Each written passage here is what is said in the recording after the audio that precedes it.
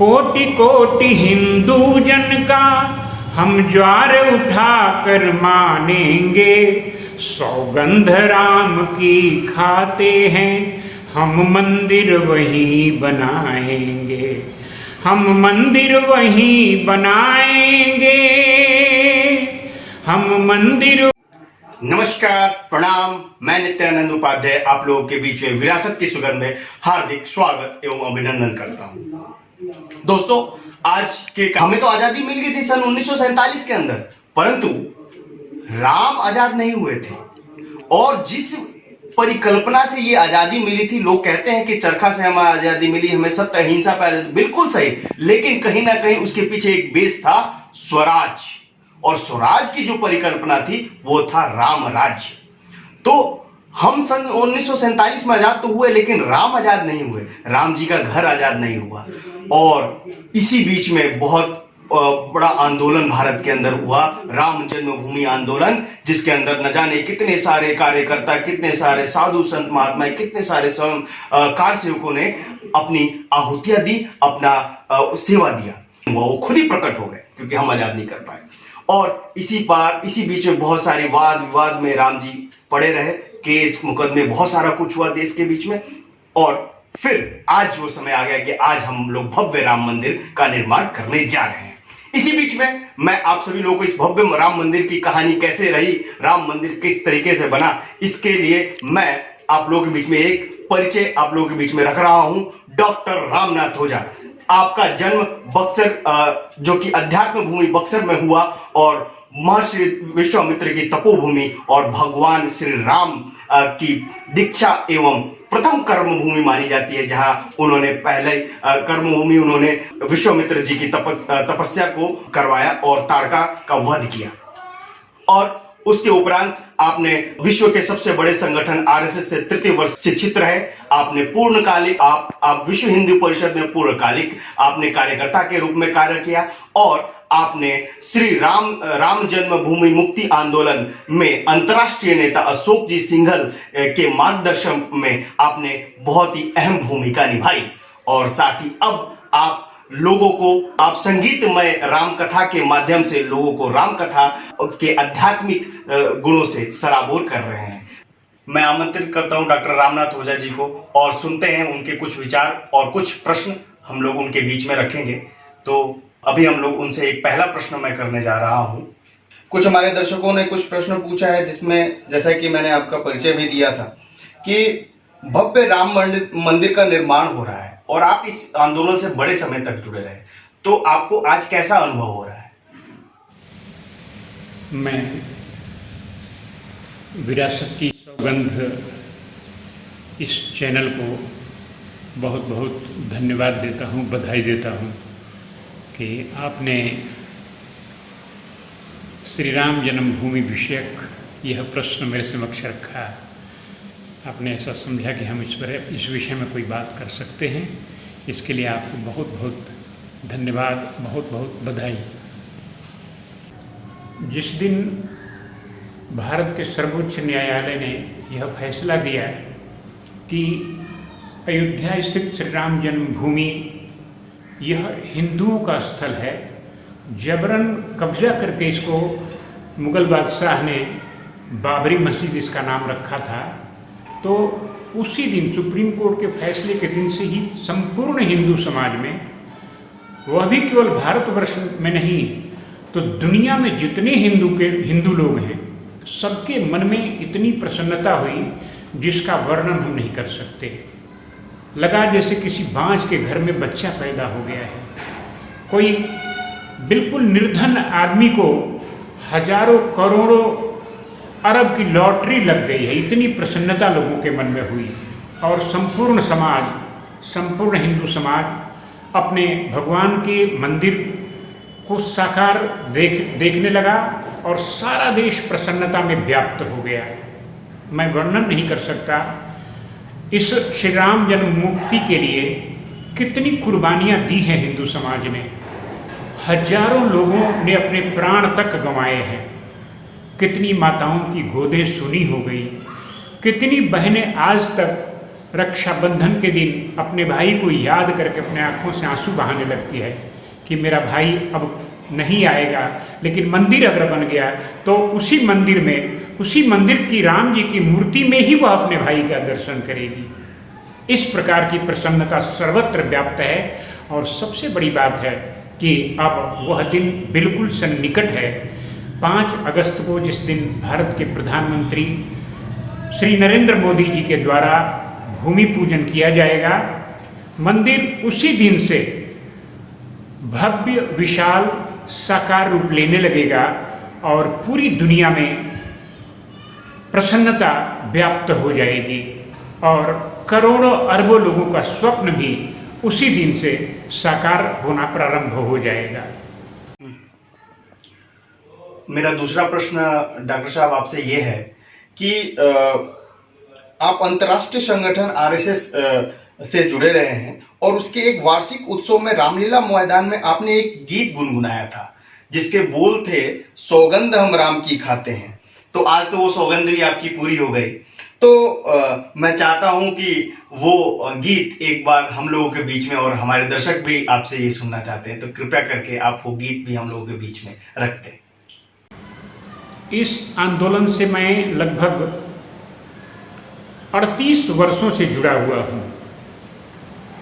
जब मान्यवर अशोक जी सिंघल ने मुझे दिल्ली बुलाया और कहा कि राम जन्मभूमि मुक्ति आंदोलन में हम आपका सहयोग चाहते हैं, मैं तैयार हो गया और इस आंदोलन में लग गया। जैसा कि आप जानते हैं, मैं राष्ट्रीय स्वयंसेवक संघ का 3य वर्ष प्रशिक्षित स्वयंसेवक हूँ। इस नाते हम लोगों के अंदर राष्ट्र का स्वाभिमान, धर्म का स्वाभिमान, यह कूट कर भरा हुआ है। हम अखंड भारत का सपना देखने वाले लोग हैं और उस सपने को साकार करने में भगवान राम की भूमिका बहुत ज़बरदस्त है। उन दिनों श्री राम जन्मभूमि मुक्ति आंदोलन के लिए एक गीत हम गाया करते थे। वह गीत इस आंदोलन का रीढ़ बन गया था और केवल भारतवर्ष में नहीं तो उसकी कैसेटें बनकर पूरी दुनिया में गई। उसकी 1-2 पंक्तियां मैं, जैसा आपने कहा, मैं आपको सुनाता हूँ। कोटि कोटि हिंदू जन का हम ज्वार उठा कर मानेंगे, सौगंध राम की खाते हैं, हम मंदिर वहीं बनाएंगे, हम मंदिर वहीं बनाएंगे, हम मंदिर भव्य बनाएंगे।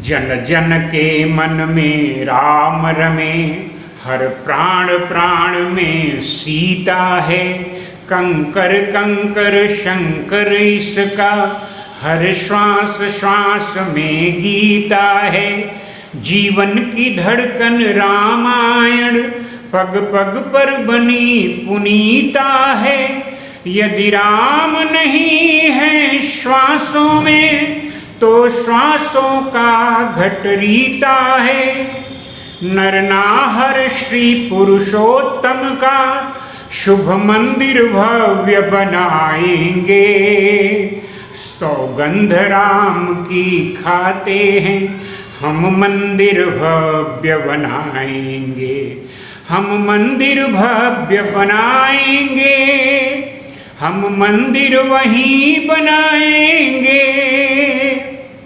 यह गीत पूरे देश में सब लोग सामूहिक रूप से जहाँ देखिए वहीं गाया जाता था और यह इस आंदोलन का पूरी तरह से धूरी बन गया।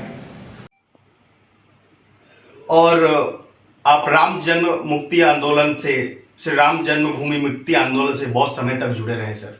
तो अब तो वो राम जन्मभूमि पे आप मंदिर भी बनने जा रहा है, तो अब मैं चाहता हूं कि आप अपना अनुभव और हमारे दर्शकों को जो आप अपना अनुभव और कुछ विचार आप हमारे बीच में रखना चाहते हैं, तो आप हमारे बीच में हमारे दर्शकों के लिए कुछ मार्गदर्शक के रूप में जो विचार रखना चाहते हैं वो आप कृपया करके एक संदेश हमारे दर्शकों के लिए दें।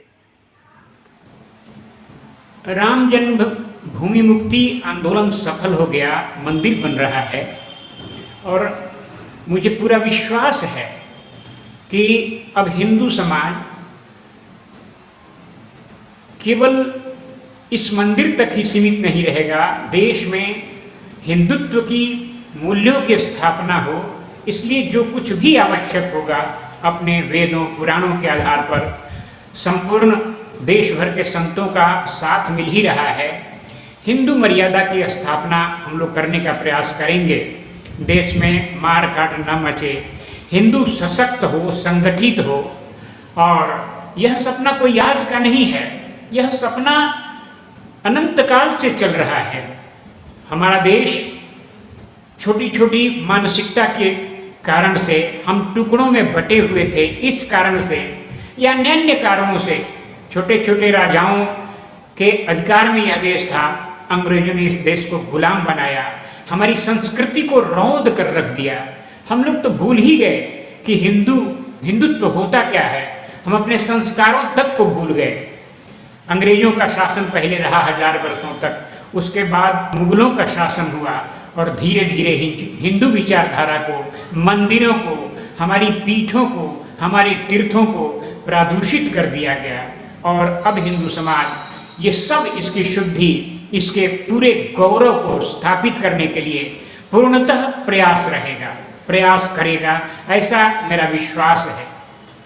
जैसे बीज दबा रहता है, जब उसको अनुकूल समय मिलता है, अनुकूल परिस्थिति मिलती है, तो वह धीरे धीरे बीज उगने लगता है, एक वृक्ष का रूप धारण करता है। उसी तरह से हिंदू समाज ने सनातन परंपराओं की रक्षा के लिए जो कटिबद्धता दिखाई है, तो मुझे तो लगता है कि अभी तो उड़ान बाकी है। अभी कुछ दिन पहले जो रामायण सीरियल में अरुण गोविल जी ने एक कार्यक्रम में उनको मैं बोलते हुए सुना था, वही मैं आपके सामने बोलता हूँ। अभी तो उड़ान बाकी है, अभी तो अरमान बाकी है, अभी तो मुट्ठी भर जमीन जीती है हमने, अभी तो पूरा आसमान बाकी है। और इसी स्वप्न को साकार करने के लिए, अपने मूल्यों की स्थापना के लिए हम सभी मिलकर आगे बढ़ेंगे, ऐसा मेरा विश्वास है। बहुत बहुत धन्यवाद डॉक्टर रामनाथ ओझा जी, आपने अपना कीमती समय निकाल के हमारे बीच में आए और आपसे बहुत अच्छा लगा हमें बातचीत करके कि आपने हमारे और मेरे सारे दर्शकों का आपने ज्ञानवर्धन किया और मार्गदर्शन किया। इसके लिए आपको बहुत बहुत धन्यवाद। और दोस्तों, अभी तक अगर आपने मेरे चैनल को सब्सक्राइब नहीं किया तो प्लीज सब्सक्राइब करें, कमेंट करें। और अगर आपके भी कुछ प्रश्न हैं तो कृपया करके कमेंट बॉक्स में डालें और मैं कोशिश करूंगा और प्रयास करूंगा कि आपको उसका जवाब दे पाऊं और कुछ और लोगों के साथ में, कुछ और गण्यमान्य लोगों के साथ में फिर से मैं अगली बार उपस्थित होऊंगा। तब तक के लिए धन्यवाद, आभार और नमस्कार।